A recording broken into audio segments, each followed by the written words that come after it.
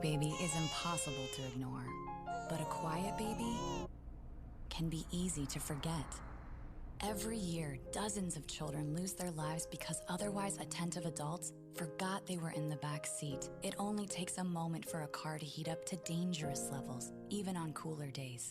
So get in the habit of always looking in the back seat and use reminders to ensure baby is always with you. Where's baby? Look before you lock. Paid for by NHTSA. Social distancing slows the spread of coronavirus, so stay a minimum of 6 feet away from others and stay home if you can. More info at coronavirus.gov. Let's all do our part, because we're all #AloneTogether. Brought to you by the Ad Council. From Studio A in Texas, it's hour number 2 of the All Things Automotive Car Talk Show in Wheel Time. Just ahead, best cars under $20,000 for teens. In our new car showroom, the 2020, what are you going to have, Mr. Mars? I have got the new Gladiator Mojave Edition. Okay, the Gladiator, that's the Jeep truck. So we are going to take you for a ride into that a little bit later on. We also are going to have the events calendar, stories making automotive news headlines. We got a whole mess of stuff coming your way on this portion of the In Wheel Time Car Show for Saturday, August the 8th, 2020. I'm Henry the 8th. I am. I had to go I there. thought you were only married 3 times. You've been married 8 times? I think Texas is 7. I'm getting closer to death. That would have taken me to death. I think 7's as far as you can go in Texas.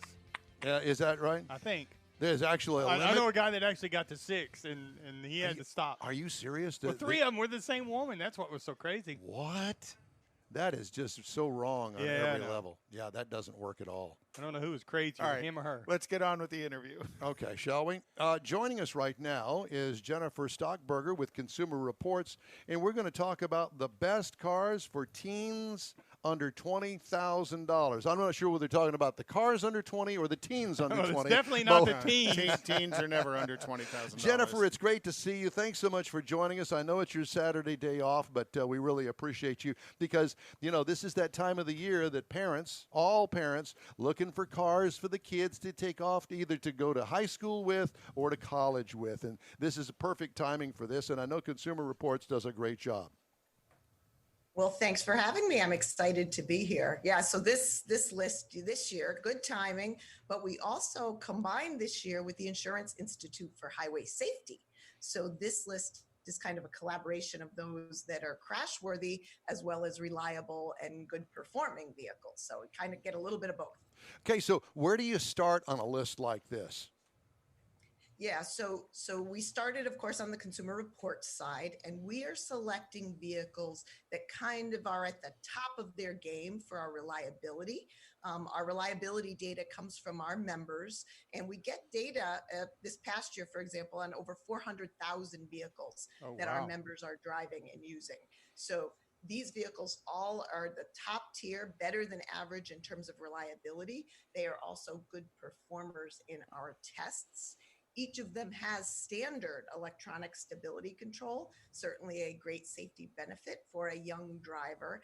And then when you go to the IHS side, the Insurance Institute, these are also vehicles that score very well for their crashworthiness evaluations and for the latest in terms of advanced safety features as well. So this isn't just the stripper cars that really don't have anything in them, and they may or may not be roadworthy. These are cars that you guys have actually researched. Well, actually, your members have researched and reported their findings to you. So it's not just a bunch of scientists or car guys in the back room going, yeah, we like that one, we don't like that one. It's not about that, really, is it? It's a little bit of both. So the performance aspects do come from our tests at Consumer Reports Auto Test Center in Connecticut. So we've driven all of these cars and evaluated them among our, scientists, engineers, our jury of raters. But you're correct, the reliability part, what actual consumers are experiencing in terms of problem areas, comes from our members in that survey that we do multiple times a year. Yeah, because as a parent, I don't want to buy my child a car that winds up in the shop all the time, and I get those frantic phone calls at 2 o'clock in the morning, Dad, the car quit over here on the highway. What am I supposed to do? Yeah. Absolutely. You don't want to pay more in repairs than you bought the car for Right. sure. And you're right. You don't want your teen breaking down all the time. Again, their judgment, their experience is still evolving. So you want to get them home safely as often as you can. So let's go down the list. How many cars are there? There are 65 total. Oh my gosh. Yeah, so we won't do them all, but I can certainly give you some highlights because you'll see they're broken down by model year. The whole entire list is available at consumerreports.org to anyone. You don't have to be a member. Just Google Best Cars for Teens, Consumer Reports. But they're broken down into two categories, good choices and best choices. The good choices meet all of the criteria I said, good ratings in the standard test by IHS. The best choices are segregated in that they have a little bit better burden in that they're also meeting the most recent test criteria by the IHS, that small overlap driver's side test.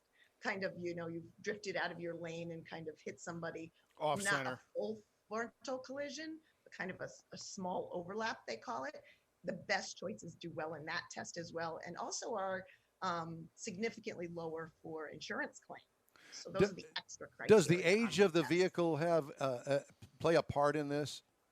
It does a little. So you'll see in the best choices list, they're a little newer because they're meeting the criteria of that newest test. They're a little more expensive. We were very conscious that when you're buying a car for a young driver, you don't want to break the bank. We, not only put the $20,000 cap, but if you look at the good choices list, many of those are under the $10,000. Well, I have to tell you that right this week, and I'll review it here in a couple of weeks, the Nissan Versa that I just took delivery of yesterday, I really like that car, mainly for the price of it, but not only that, it's good looking. It's a four-door sedan. It's the latest state-of-the-art technology when it comes from Nissan, and a small, affordable car. All of the safety features. All the safety features, and it's got a nice radio in it, and I would definitely consider that. Now, I don't know whether that's on your list or not, but I like it. Right. So you've highlighted kind of the whole crux of the matter in that we don't have a lot of the smallest vehicles on the list. We've eliminated vehicles that have a gross vehicle weight of 2,750 pounds or less. And the reason is, and this is the hard balance for parents as well, is the risk for teen drivers in crashing is quite high. It's actually 4 times even a 20-year-old driver. I know all about that, having raised 2 teenage girls. I listen. I got the blanket on that one. Yeah, for sure. And I'm with you. I have a 16-year-old son, even more risky, driving currently on his learner's permit. So I hear you. But yeah, so the physics of it all. A lot of parents are saying, I'm going to put them in the biggest vehicle I can find because the mass differential is, should they be in a crash, will be better. But what we found is some of those largest vehicles aren't the best, as you guys know, in terms of handling, longer braking distances, all of that. So you will see the smallest vehicles, sub 2,750 pounds, and some of the largest. You won't see full-size pickups or large SUVs on the list. So we've kind of taken off both ends and hopefully given a group of vehicles that are kind of that Goldilocks sweet spot in balancing performance, handling, safety with crashworthiness. So how are we going to do this today with us and you? Are we going to pick the top 10 in the 2 categories? Yeah, we certainly can. So there's no rank order within the categories, but we can certainly highlight a few on the list. Let's do that. Sure. Go ahead. We'll take your lead. Okay, so talk about small cars, for example. So again, small, but not less than 2,750 pounds. You will see things like a Toyota Corolla. And the reason I highlight the Corolla is the many, many years that are listed there. You'll see on the list that there's different model years. That's both the crash test data and the reliability years. Yeah. Not all cars are stellar in reliability every single year. The Toyota Corolla, 2012 or later. You are in a good position to get any model year of the Corolla after 2012. Yeah, so that's a lot of range, lot of price range that you can deal with in terms of what you have to spend. Okay. We always say spend the most you can on safety, but again, you know, you're talking about a young driver, so you can't always spend. You can only have what you have. The other car in that category is the Mazda 3. A few less model years, 2011 to 2013, but we were conscious that some of these cars are cool enough, if that makes sense. Kids will be okay driving. You know, we're not giving them Grandpa's station wagon or Buick. We're giving them a pretty cool car in the Mazda 3 to select from in terms of balancing something that we want them to drive as parents versus something they're feeling good enough about driving. The Mazda 3 kind of fits in that hot hatch category as well. So it draws a lot of youth to the visuals of that car. They've got to have a little bit of buy-in in that. You know, they've got to be able to want to drive it so that they'll take care of it and be more respectful of what they got. So they've got to want it and be proud of it. They probably don't want a Volvo 760. Correct. Right. Which, you know, that's our inclination. We all want to put them in that, but you know, they do have to want it and not, you know, and take care of it. You absolutely want to drive home the maintenance of these cars as they're driving them. So yeah. And maybe even keep it clean if it looks good. Once in a while, wash it. Yeah. Okay. So let's move on. So again, we do have some mid-sized cars on there, not the ones they may want to drive, like the Toyota Camry. Same boat as the Corolla, many model years. Toyota too, and again, I'm preaching to the choir here to you guys. They're pretty quick with putting advanced safety on their vehicles. They were way ahead of the 2012 model year mandate for putting electronic stability control on many of their models. We're noting vehicles where it's standard equipment, not optional. So you see the Camry here, 2012 or newer, but there are even earlier model years of Toyotas. But Toyota builds a dependable and durable car and has for a long time. Absolutely. Other vehicles you see there, Subaru Outback. You know, that may not sound like a cool car, but a lot of young people in terms of being recreational and outside and having, you know, bikes and snowboards and things like that, they actually enjoy the Outback, and the all-wheel drive, if you're in an area of snow, is just an added bonus for people who have winter driving to cope with. So that is there.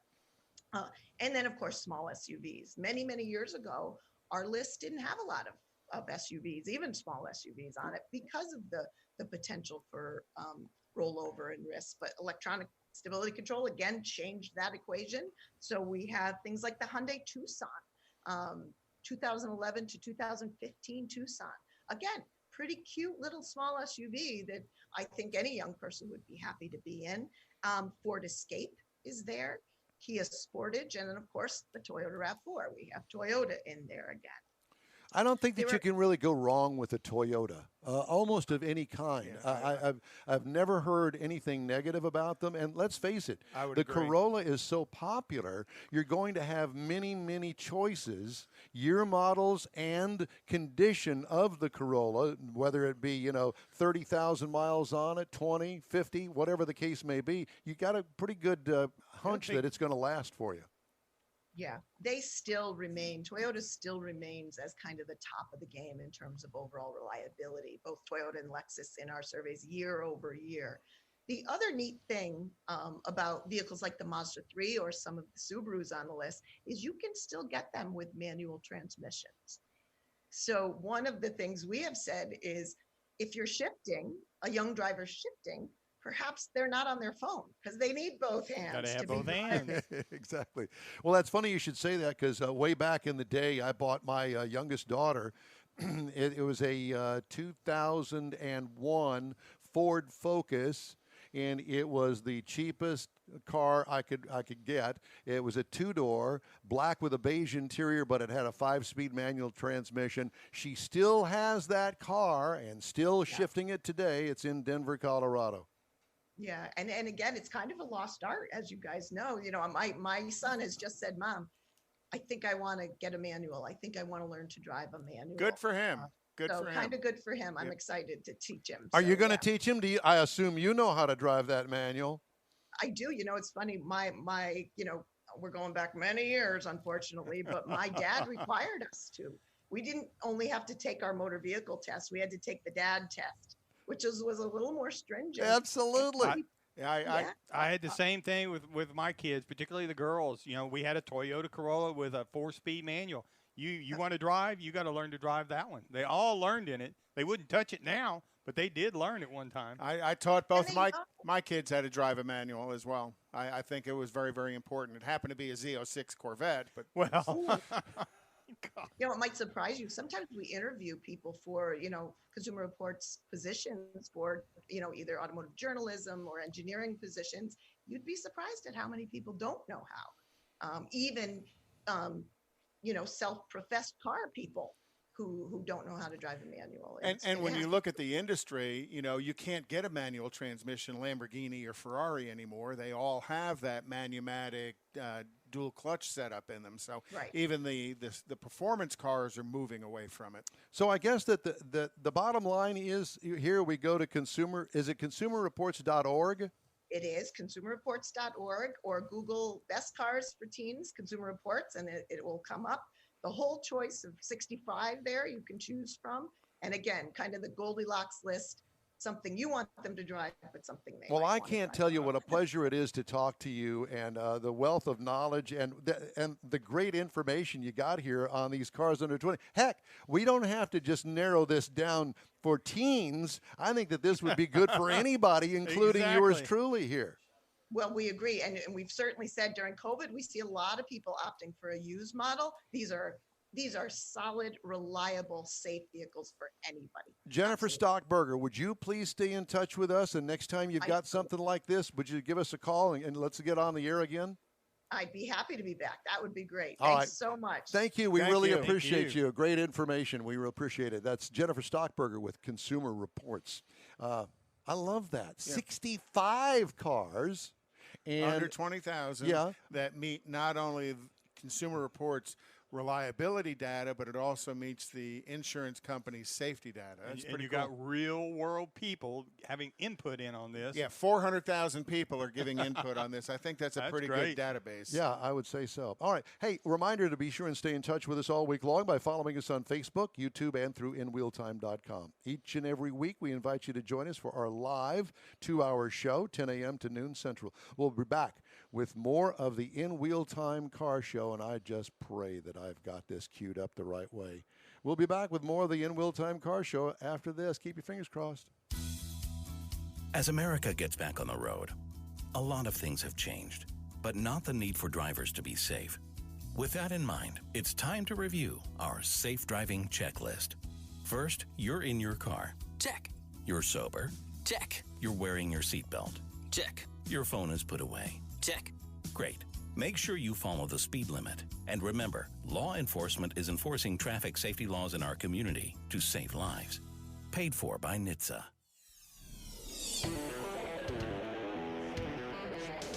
Well, look what the cat drug in.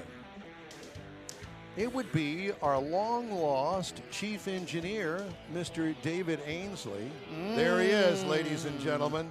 And he's not bent over the console. Well, he was bent over. I had the wrong angle of that one. Thanks, Dave. Showing us what kind of underwear he's wearing today. Plumber's smile. Yeah, He's been on vacation, so he's better now. Yeah, and Showing us the tan line. The tan lines, yes. So he's been away. Thank you for coming. We appreciate it. It's always good to see you, sir.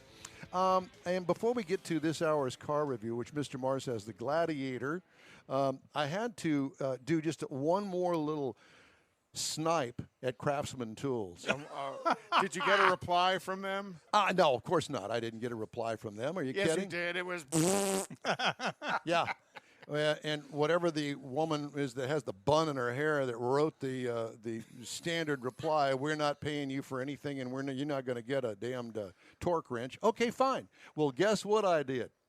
You went and bought a new Craftsman torque wrench. I did not. Oh. But I just happened to open my Hot Rod magazine, and in it is a 2-page ad for Harbor Freight. Guess what? Can you read that? I'll let you read that. Well, there's things I No, like we'll at tell you. Harbor Freight. Okay, it's a coupon. A click-type torque wrench with a coupon at Harbor Freight for $9.99. You just spent more than that sending your Craftsman back in shipping expense. Yeah. Hey, Craftsman, screw you. Torque this, right? Yeah. So you're going to go to Harbor Freight and buy one? Hell yeah. I'm going to I'm going to clip out lots of these. I'm going to buy them all up, and I'm going to send one of them to Craftsman and say, here you go. Merry Christmas. Yeah, well, Merry we need Christmas. to get Jeff to get a hold of Harbor Freight. Maybe they might want to advertise on the show. And we've got a particular place for you to put that torque wrench when you get it. Send your comments to info@inwheeltime.com. So time now for this hour's car review. Now that it's a hard act to follow. I'm feeling really a lot better now. It's like I've been to therapy. Time now for this hour's car review. Mr. Mars has the Gladiator. We're talking about the 2020 Jeep Gladiator with the Mojave trim level on it. Now, this is the midsize pickup that Jeep came out with to put in that segment. It's really, people look at it, and originally they thought, okay, well, this is just a Wrangler with a pickup bed on it. It is not. True enough, the inside, the cab area, the passenger space, very much Jeep Wrangler, but it's longer, it's wider, it's longer, got a different front end on it, it's got the bed on the back of it, it's got a different suspension under it because of all that. So it's not a Wrangler with a truck bed on it, but it is a midsize pickup truck. Does haul, technically, it'll haul 5 people. You're going to be much more comfortable with 4. But when you look at it, you're going to see that you've got the 7-slot grill up front that's standard on Jeep. We had it in the firecracker rib paint. And we also had the 3-piece black hardtop with the rear sliding window, which we thought was kind of unusual on a Jeep. But it worked really well considering what all we were doing, and it is a truck. We had the LED lighting package all the way around, including turn signals. We had the Mopar side assist steps, and it's really a rock slider because of this vehicle is trail rated, off-road. You're going to find all the skid plates for the transmission, the front differential, the rear differential. And because we had the Mojave Edition. Now this brings in some more additional off-road features like Fox shock straight from the factory, Dana 44s up front and in the rear, 410 gears in this thing, so it'll do some serious crawling. It's very much like a Rubicon, but it's not quite to the Rubicon level. It's kind of in between. So the other thing that's great about it, it's got a cargo management system in the bed. So it's got the rails on it so that it's adjustable so that you can strap things down. It's got a tonneau cover on it. Came with 33-inch mud terrain tires on it with body-colored fender flares. Just a lot of Mojave badging, just a lot of things that set it apart differently. You get into the interior, again, you're in that passenger space, and you're going to have what? No, please continue on. You're going to have the Wrangler. A lot of things you're going to see are very Wrangler-esque in it, and we had the premium cloth seats with the sport bolsters. The heated seats were up front. Well, see, Don's in favor of the cloth seats. Yes. I actually prefer leather, and I know they offer a trim level with leather. I would, but these were very comfortable. You didn't feel like you were in cloth seats. They really felt pretty good. So it had the 8.4-inch Uconnect screen that was in it, so that was really nice to have that large one. And it also has the rear. That's where you're going to find the rear camera, but it also has the front camera that they call a trail camera, so that when you're out and about, you can see what's up right in front of you. A lot of storage options, including a lockable under the rear seat place. And we had the Alpine Premium audio system in it, and it was nice. Jam into it. And then when you get to the engine, you go up underneath the hood, you're going to find that you've got the rock-solid 3.6-liter V6, something FCA's used across a lot of vehicles. This thing is a workhorse. It's rock-solid, 285 horsepower, 260 pound-feet of torque at 4,400 RPM. 8-speed automatic that works great with this engine in several different levels, including this one. Now, this vehicle will tow 7,650 pounds. Oh, that's a lot. So it will haul some stuff. And the haul rating that you can put in the bed of it, if you can put it in there, 1,600 pounds. So it's every bit a truck that's got all this off-road capability that Jeep is known for. Could we back up just a minute? Did you say if we could put it in there? Well, 1,600 pounds. I mean, you got to have to get it in the bed itself. You got to get that much weight in there. I mean, you can't go put your. You could forklift something in there. Yeah. Oh yeah. But you could. I don't think you could fit a quad runner in there. No, but you could put a pallet in there. Yeah, you could put a pallet. I'm just saying whatever it is, it's physically got to fit in the box bed. Okay. Even though it can weigh 1,600 pounds. I just want to clarify that. No, yeah, I understand.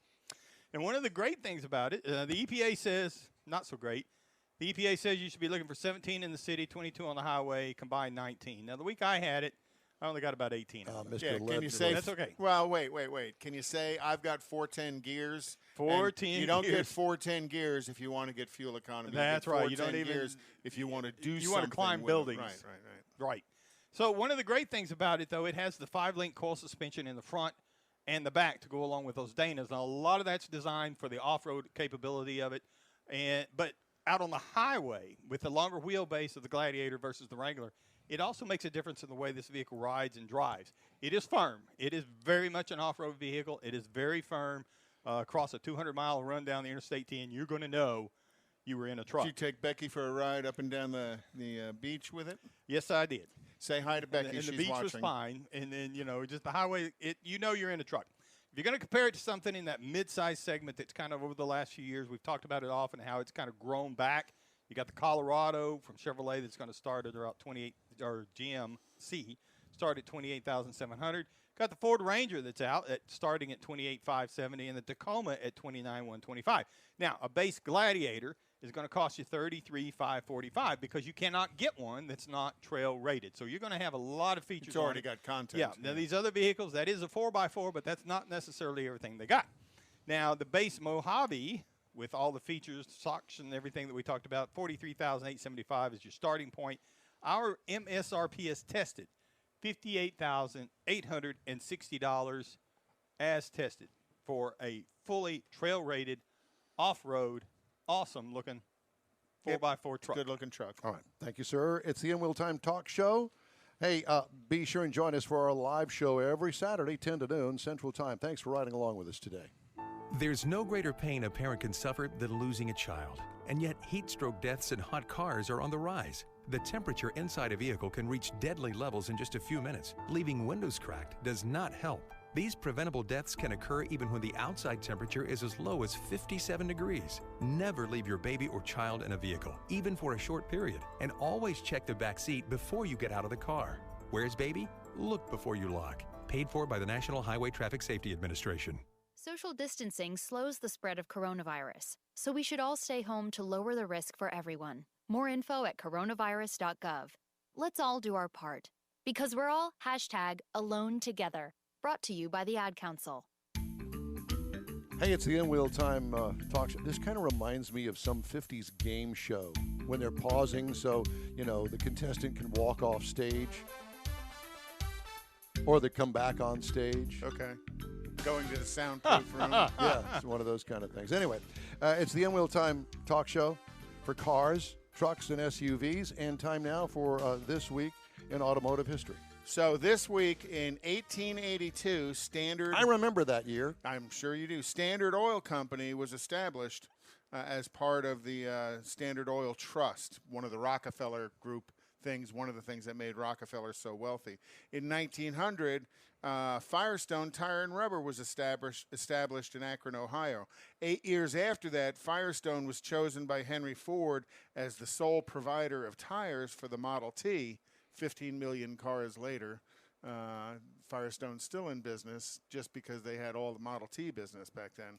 In 1914, the first traffic light was installed at an intersection in Cleveland, Ohio. And the first person went right through it, didn't know what it was. Had no clue what it was. No, well, look, did you see that? In 1932, Richard Hollingshead first registered his patent for a drive-in movie theater. A patent for a drive-in movie? Absolutely. Okay. Ferdinand Porsche was released from the French prison at the conclusion of World War II because he was actually an engineer that worked for the German side of things. So in 1947, He was a Nazi. Ferdinand was released from prison. I did not know that. I didn't either.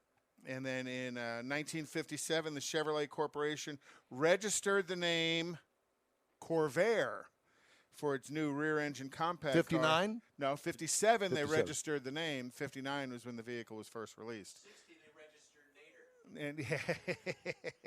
And in 1977, The Spy Who Loved Me, starring Roger Moore, was released. And if you remember, that was the movie that had the Lotus Esprit sports car, the white one that also turned into a submarine. I thought there was a little automotive link to that. In 1987, on this day, was the fastest race in IndyCar history.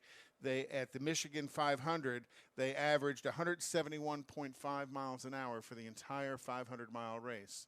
It's pretty quick. Did they have any yellow flags? Apparently, a couple. Apparently, not very many then. No, it couldn't have been much. In 2000, this week, 8 weeks to the day after fourth-generation NASCAR driver Adam Petty, who's the son of Kyle Petty, who's the son of Richard Petty, who's the son of, I don't remember the father's first name. Whatever.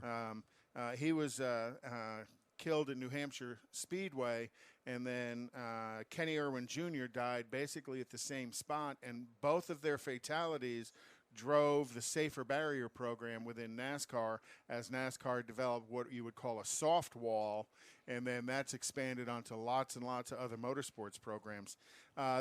What kind of events are going on this week as well? Lone Star Diesel Meets is tonight at 6 p.m. in Alvin. Also at 6 p.m. tonight is Chuck Wagon Barbecue in Katy. 6 p.m. is the Kima Car Show and Meet. And Sunday is the All-American Muscle Meet at Kroger's on 99 in Spring. And then Sunday night at Freddy's on 1960 in Eldridge. Next Wednesday at Freddy's in Katy. And next Friday at Freddy's on Kirkendall in 2920. Hey, remember, if you got a question or comment, shoot us an email. Info@InWheelTime is the address. We're going to talk to the cops next. This is the In Wheel Time Car Show.